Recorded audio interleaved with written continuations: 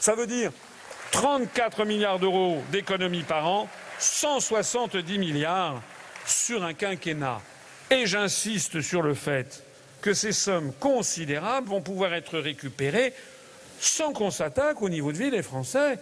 Parce que tous ceux qui vous proposent de faire des économies, je pense à M. Fillon qui propose de supprimer 500 000 fonctionnaires, enfin 500 000 postes, du moins j'espère, 500 000 postes de fonctionnaires, à supposer que ce soit possible d'une façon politique et sociale.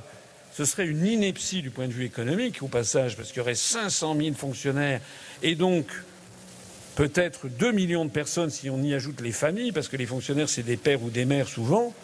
Il y aurait peut-être 3 à 4 millions de personnes qui, d'un seul coup, verraient leur niveau de vie diminuer. Ce serait donc un effet d'attrition sur l'économie. Il y aurait moins de consommation, donc baisse de l'impôt sur les sociétés, baisse des chiffres d'affaires, baisse de l'impôt sur les sociétés, baisse de la TVA, baisse de l'impôt sur le revenu, baisse de la taxe sur les produits pétroliers, puisque les gens ne consommeraient pas.